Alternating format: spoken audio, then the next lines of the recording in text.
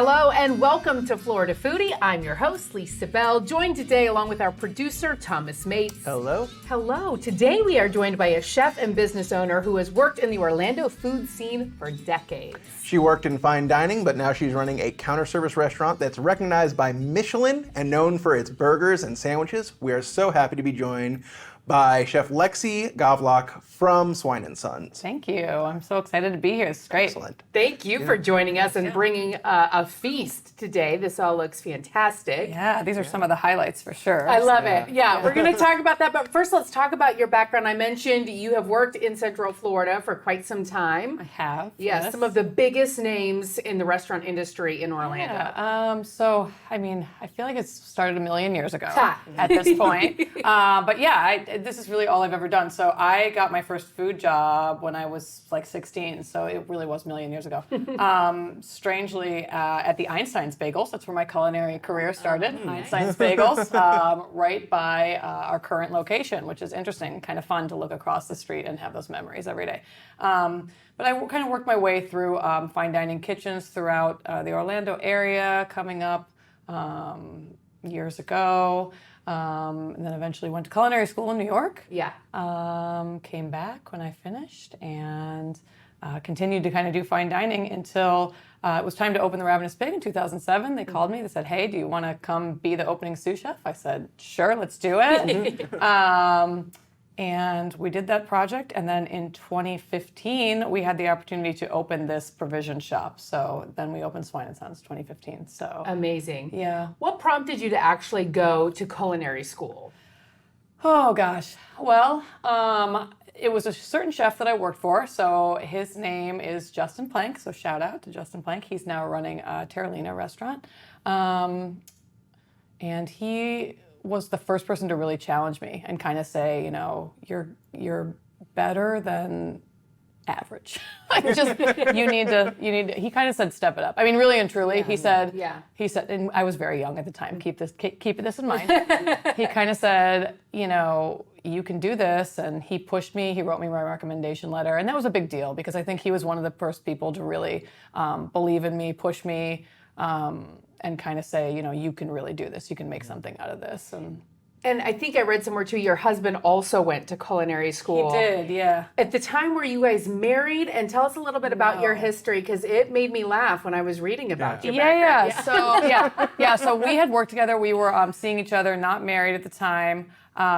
We ended up moving up to New York together and then moving back down together. So it was kind of like a challenge. I worked for him at Dexter's in Thornton Park. So again, dating myself. So a million years ago. He ended up having to dismiss me from my position due to some attendance issues. Oh, yeah. He fired you. He fired me. I was fired. So, so I kind of challenged him. I said, you know, what are you going to do? Like, you're just going to stay here forever? Or going to do something with this? So the same way that Justin kind of pushed me, I pushed him. And then we ended up going together and then moving back together. Yeah. So why, I mean, obviously, you know, I mean, the CIA is highly prestigious. So why there and then why come back? Most people like go to New York to like have the career in New York. Yeah. So, and I really did love New York. It was awesome. I did my internship in the city at Nobu. I was really feeling very passionate about Asian cuisine at the time and specifically cuisine of Japan. And so that was an incredible place to do an internship. It was really amazing experience. But as we were graduating school, Reese's brother was sick and my dad actually got diagnosed with cancer, and so it was just like family stuff. We felt pulled back to this area, and so we came back. And then were you both from Central Florida originally? So I'm originally from Chicago. Okay. And he is from South Florida. Yeah. Okay. So it was just fate. Yeah. How'd you wind up here in the first place? I moved with my parents when I was about 13 years old in 1917. But my dad took a job. So he was an aviation architect. So he took a job when they were doing the first really big overhaul of Orlando International. So for people who aren't familiar with Swine Sons, how did it come about? And tell us about your specialties. Yeah. So I have to work in a little Ravenous Pig history here. So 2007, James and Julie got the original Ravenous Pig space, which is now Real Fish, over on Orange Avenue. and they called me. We were actually on our honeymoon at the time, and they said, we got a space, you've got to come see it when you get back to town. So I said, great, fine. We went to go see it, and I don't know if you remember that space, but it had been a hookah lounge prior to when they signed the lease for it. And so I went to go see it, and the walls were like eggplant purple, and someone had thrown glitter into the paint. It was a whole vibe. And there were hookahs, and yeah, it was a whole thing. So I went, oh my God, what have you guys done? But kind of the rest is history. And so I stayed there for the first couple of years they were open. And I did get pregnant with our daughter and just decided that, maybe take it easy a little bit.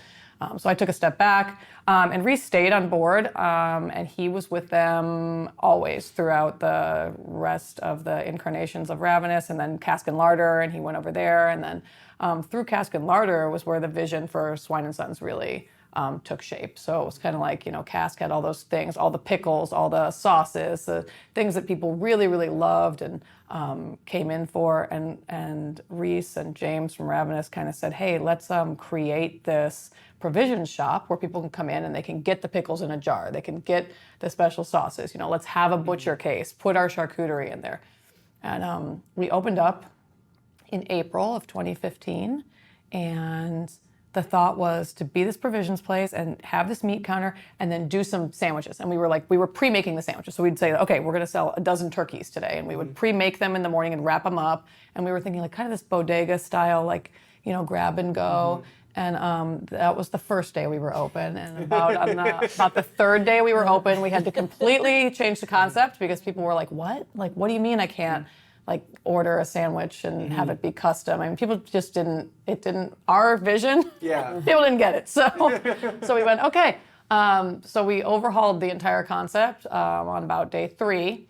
But that space that we were in, which is now the dentist office in the parking lot there of Ravenous, it was a retail space, and it was not built for restaurant use. And the plumbing told us that story every day up until the end. And so in 2019, we had the opportunity to purchase the brand from the Petricuses, which was great. And we did that. And so then we moved it into the local butcher and market, which was across the street.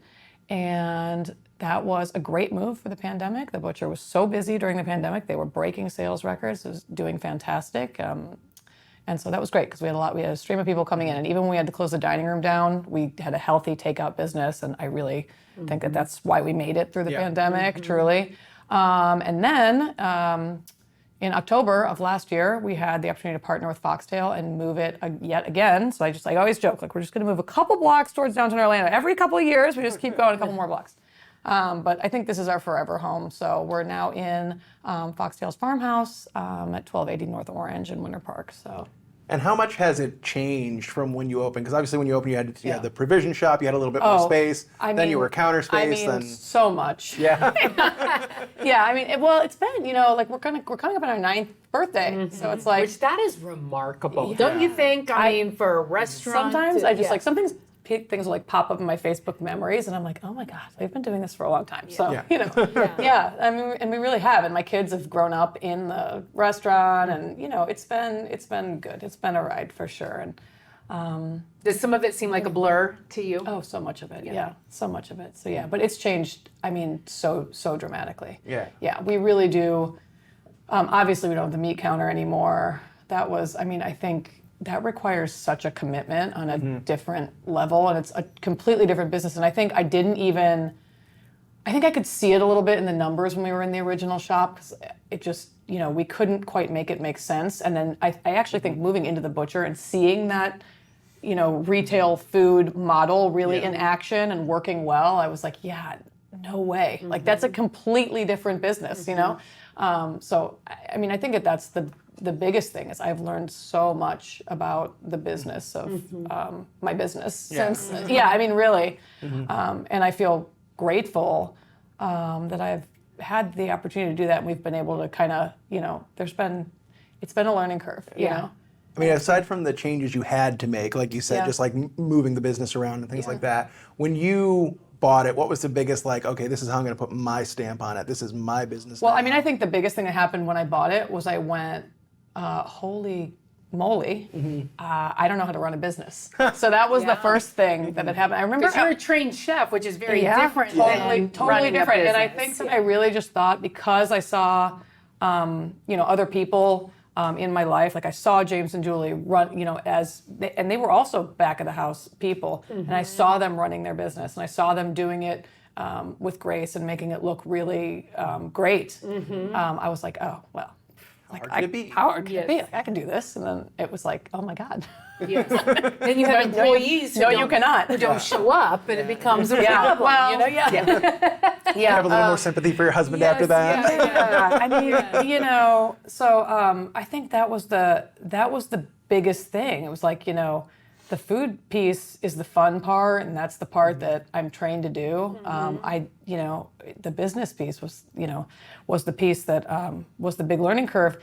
And really and truly, the interesting thing about it is it turns out that that's the piece that I love. So that's been... You're running the business. Yeah. You like that? I do, yeah. Okay. Yeah. What about it? I think the fact that it's very challenging, it's changing every day. There's no limit to the different types of deals you can put together, the opportunities that can come up. I very much enjoy networking. I like meeting new people. I like new challenges. So, and I think that it's been a lot of fun to realize that what we have, I think, is a very good product. Yes. And then find creative ways to try to get that out to different People audiences. want to partner with you. Yeah. And I mean, it's wild. And I think that there were so many times when we first bought it where I was just like, oh my God, it was like way back a million years ago, we were going to put a concept into the East End market when it first opened. And John Reif, that owns East End, he used to say to me, he was like, and I know it's a common term, it's somehow coming out of his mouth, like he was just like, he used to say, fake it till you make it. And like when we bought it, I was like, oh my God, I just have to keep making it till I make it. And I didn't know what that meant, and I had no plan, and I was just like, wow, okay, Everything's fine. We're great. We're great. So, but I think that this new partnership with Foxtail it's been really, really good. Yeah. You don't have to fake it, though, when you start winning award after award, which is what you have also done. Yeah, it's been wild. So this is the Michelin story. So, Yes. so they started emailing, and they're like, hey, the email started off really vague. First of all, did it come to your inbox? Because we've heard from people saying it went to their junk mail and they didn't realize. Oh no, yeah, my Yes. story's probably 10 times worse than that. Okay. So, yeah, this is a good one. So it came to my inbox, and it was like, they kind of started off vaguely. They're like, hey, we're bringing Michelin to Central Florida. Like, we're going to have this party. You should come to the party. And I was like, but why? Yeah. And it's and I couldn't figure it out. And then the emails got in succession, they got more and more kind of like pointed. And finally, they were like, you should really come to this party. And I still was like, Yeah. okay, like maybe I'll go, And like at the 11th hour, I didn't go. And I actually forgot about it. And then all these people start texting me. Everyone's texting me. Oh my God, congratulations. This is incredible. Like this, whatever. And I'm like, what did we do? And then, so we won a Bib Gourmand. Wow. I was at home on the couch with my kids in my pajamas. So that's how that went down. And, I'm like, this is perfect. Like, leave it to me to I dissed Michelin. Cool. Like, that's perfect. Did you suddenly have to explain to your kids why you were screaming? And It was really, really wild. So that happened. And, but we're excited. And we just got recognized for a second year in a row. And it's great. Yes. So it's wonderful. like mind blowing, I never in 1 million years did I think, Yeah. So. Has that changed the day-to-day operations for you, winning an award like that? I think it's changed kind of the gravity of the situation. It feels like a responsibility, which is like, it's not a bad thing at all. But I do feel like we feel it. We feel it daily, It's pressure. Yeah, to it deliver is. It's day in pressure and to day out. deliver. Yeah. And, I didn't really know what a Pip Gourmand was when we won the first one. I'm not going to lie. I'm so grateful, but, Hence, you didn't go to the party. I know. But now there is that pressure to maintain it, And now that I've said that, like, this is the only piece of wood, so I'm just going to knock it. Yeah. Now that I've said that, I feel like just- next year they're going to say, no. Right. or you'll get the star, right? No, And it's- they don't give that to Yeah, for us. people who don't know, just our viewers, Bib Gourmand, it's high quality food at reasonable prices. And it comes from a French tire manufacturer. Yes, And that's randomly. the strangest sentence you can say. It's up there, huh? So yeah. But yeah, it's been a huge honor, and Do you get more people coming in, like tourists coming in, being like, "Oh, we heard about that"? yes, we we do. saw We get it, that. So yeah. we get that, and then we get then there's the Food Network story. So that's we get the people. I think truthfully, I think we get more people coming in and saying that they saw us on Guys Grocery Games than we get from the Bib. So Guys Grocery Games, another competition that you won. Yes. Tell us about that. Yeah. So this is another one. I need to up my email skills or something because so they emailed. The production company emailed and they said, "Hey, do you want to do this show?" And I went, "Junk mail," and I immediatally just filed it. And then a couple of days later, I was like, "Well, what if it wasn't? Let's just try, And it was the real deal. And so yeah, we flew out to California and recorded the show, and it was pre-pandemic. And then the show aired.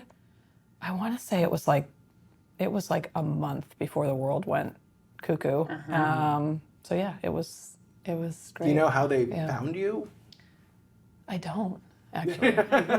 That's a great question. Yeah. I don't know. Yeah. Just deciding Yeah. it wasn't junk mail, and then you're like, Yeah. no further questions. Yeah, it was wild. So I mean, yeah, we did like a little Zoom interview, which at the time I had no idea what Zoom was. Like, can you imagine? Like, can you remember a Because time it was where before you the didn't know? pandemic. You're like, what are you talking Yeah, I about? was like, what? Yes. So we did this Zoom interview, and it was the world's most awkward thing like ever known to man because we didn't know, we weren't familiar with Zoom, and it was really weird. And yeah, I feel like that's like now even saying like we didn't know what Zoom was. It's Right. Like, what was it? Yes. 1982? I don't know. So.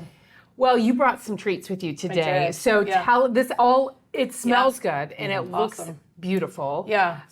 So these are a few of the heavy hitters. These Okay. are some menu highlights. So I guess we'll start here because we'll go chronologically in the day. love it. So one of the things we did in our original space that I really loved was we served breakfast, and I always really loved doing breakfast, but we never really could get it to catch on, and there just sort of wasn't that built-in crowd. And then when we moved to the butcher shop, pandemic hit, and it was just, it just wasn't going to work. So we let it go. But now that we're inside Foxtail, we're back to doing it. Obviously, there's a huge built-in crowd of folks coming in to get their coffee, and so we've designed a whole menu for breakfast, which is great. And so we open 7 days a week at 9 a.m., serving our breakfast menu. Only from 9 till 11. And so this is one of the most popular things on the menu. This is our chicken biscuits. So we make our own buttermilk biscuits in-house. They're really big and fluffy and nice. We make all of our own pickles. So this has our bread and butter pickles on it. So they're like our sweet sours, and then our hot honey. So we also make our own hot sauce. It's a fermented Fresno pepper hot sauce. And then we use that hot sauce to make this hot honey. And then our chicken thighs, we brine them, then we smoke them, bread them, fry them. There's a lot of process, as you can tell. So that's everything that goes into this sandwich. Something and light to it's- start I the feel day. like after you Yeah. eat that, you need to have a nap. You probably have enough. Go But right I'll back tell to you bed, honestly, yeah. I did eat one like just recently, just last week. I had one, and it's so good. I mean, it's really. Now, do you just It's serve really, that really for good. breakfast, or No, is it available? no, we all don't. day? And so Okay. actually, I actually like this. So this is like kind of like my dirty secret that we're going to keep right here at this table. And No one. I swear, no one will know, right? So like, I actually eat a pretty healthy diet. I actually don't eat a ton of meat, so don't tell anyone. But we also serve some healthier items. I've got a breakfast bowl on that has a brown rice base, scrambled egg, avocado. So if you're looking for something a little lighter, we do have those options as well. So it's good. I just feel like this is something that's like Yes, people that is a expect this when must. they come. Yes. So Yeah, and certainly if you are a tourist visiting, you gotta try that. I mean, it's awesome. It is really good. So, okay. So then at 11 o'clock every day, we also roll in our breakfast menu. Our lunch menu. Okay. So we serve breakfast from 9 to 2, Okay. 7 days a week. And then at 11, we layer in the lunch menu and also do that from 11 to 7. No, scratch that. Don't hear that. 11 to 8 Okay. every day. So this is our Simple Man Smash Burger. So we're kind of known for these smash burgers. It's something that we put on when we were at the butcher in that location. So this is 2 4-ounce smash patties. It is 2 layered patties in there, and what we do is we smash them on the grill so they get really, really thin. We don't take temperatures on this burger, but we cook them all the way through so they get kind of these crispy edges, and it's like nice Do and you have juicy a in the specific center. place where you get your beef? And I imagine you're particular about that. Yeah, so we do not have a specific place, but rather we use Florida Cattle Ranchers beef. So it is kind of a co-op of farms throughout the state of Florida. So it's like I can't pinpoint, like our beef comes from Ocoee. It's not like quite that simple, but it is a co-op of ranches throughout the state of Florida. So it is Florida ground beef, which is good. And we get that from a local purveyor. And then again, in this situation, we're making our pickles. These are our other pickles, our garlic dills, which sort of they have sort of this, they've got a great bite and like this unexpected kind of kick to them that is, I think, very unique. We put a very unique ingredient into the pickle brine. Oh, this is like a challenge for I can't us. disclose, but if you can identify it, Will you I can share? like thumbs up or thumbs down. Okay. All right. Okay, we'll come back to that. Yeah. We'll do a I have pickle a thought of taste. what it might be, but Marinated tomatoes, lettuce. It's just sort of your standard Yeah. burger. We make this is our secret sauce. So all of our buns for our sandwiches come from Old Hearth Bakery. So they're located in Castleberry, and they're a great partner. Nice. We've used them since our opening. So Okay. yeah. Do they also make your biscuits, or do you make No, the we make our biscuits. Okay. Yep. Yeah, we have someone who comes in every morning and makes the biscuits. Nice. So yeah. Oh, yeah. but it smells so good. Yeah, it's too. great. Yeah. Yeah. So maybe we'll segue over to here because that Okay, same you wanna person is skip straight to also dessert? responsible for these. These are our oatmeal cream pies. So Those you've got look amazing. 2 oatmeal cookies filled with our Yes. cream cheese frosting. Wow. So this is like one of the things that we put on the menu day one. It's never come off. We go through. We sell hundreds every week. So it's we do a mini version for catering. That's really cute. Nice. Yeah. I'm a huge cream cheese frosting. Like I was looking at it, I was like, oh, it's probably like a marshmallow fluff kind of thing, and that's great. so No. much better than Yeah. And so, we go through a lot of these. And so now we're into this thing where for holidays, we do like colorful sprinkles or like themed things. Oh, so I watch, love watch that. for cute Yes, ones. yes.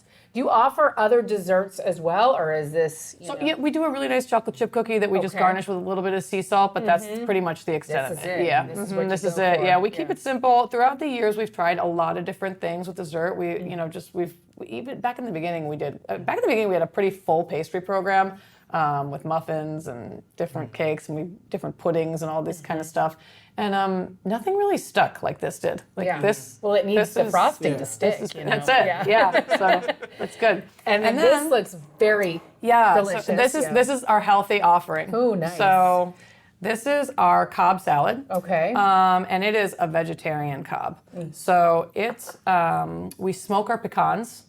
And so it kind of gives the smoked pecans kind of give the salad a bit of like a meaty flavor to it without actually adding meat. Now that said, if you decide that you want to add a smoked chicken breast, we do brine and smoke our own chicken breasts in house. You can add pulled pork to the sandwich. You can add a whole piece of fried chicken if you want. So there are options for everyone. But the dressing is our buttermilk vinaigrette. We also sometimes call this fancy ranch. So we do make it in house. It's got a lot of fresh herbs, citrus. It's really nice and bright. But yeah, it's essentially it's fancy ranch. yes. It's with your pulled pork. I mean, that's a process, right? Like, yeah. How long does that take? Yeah, so the pulled pork is actually one of the shorter ones. It stays on the smoker overnight, so we're lucky we have an electric smoker in our kitchen, which is nice because we can kind of leave things on overnight. So we use wood chips with that smoker. So we'll load it up. The guys will load it up before they leave for the night, and then the folks in the morning will take it off.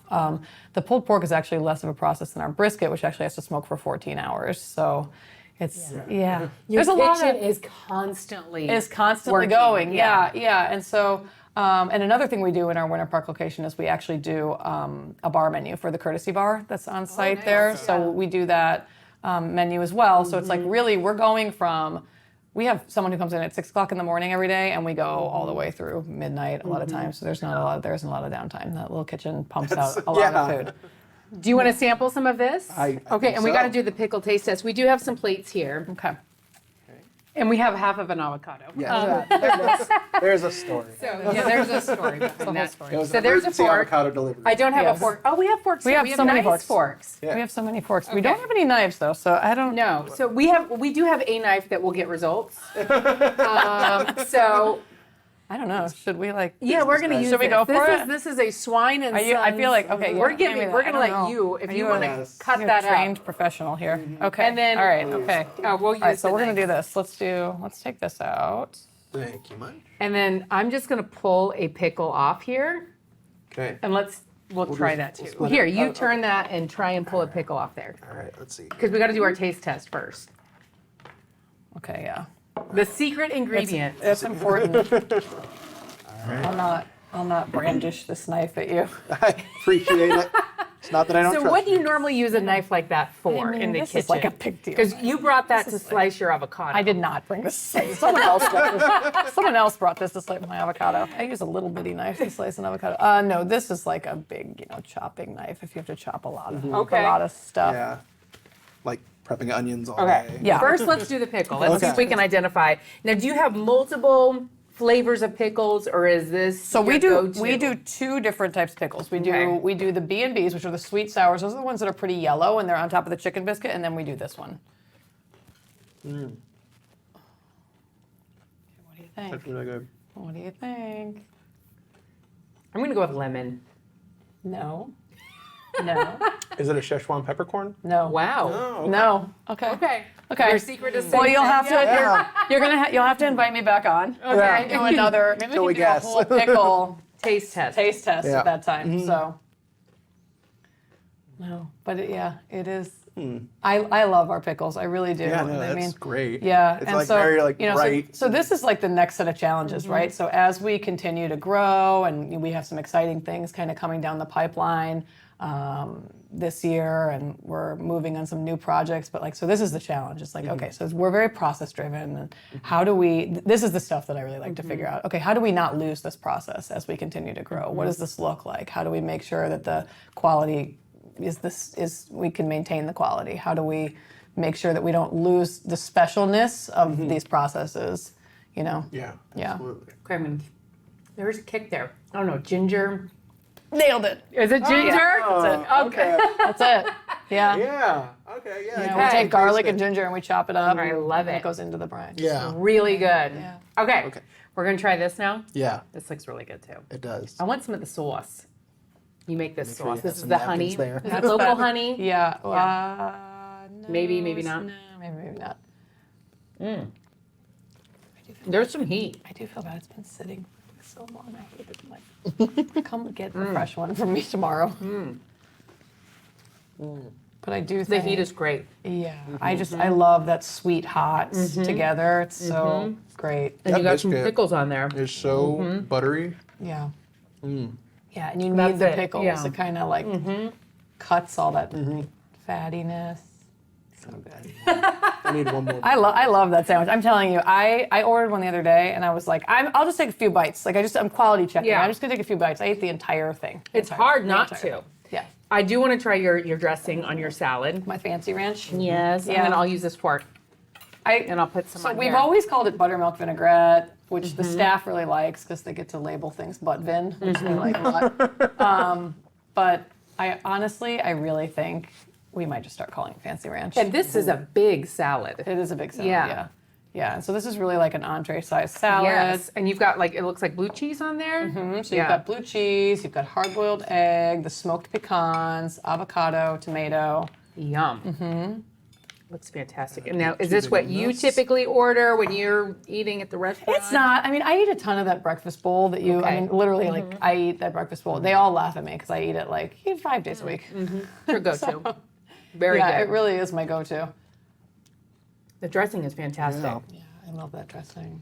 How is it with juggling your two kids? One's about to be a teenager. Yep. The other one's a little younger. Yeah. And all of that, all of the stuff. It's hard as it is Yeah. having two young kids. I mean, I think I do it like really gracefully. I make it look really easy. So, I think that restaurant, I'm sure a lot of kids, with working parents, but restaurant kids specifically, they're like tough kids. You know what I mean? They are just used to kind of being along for the ride.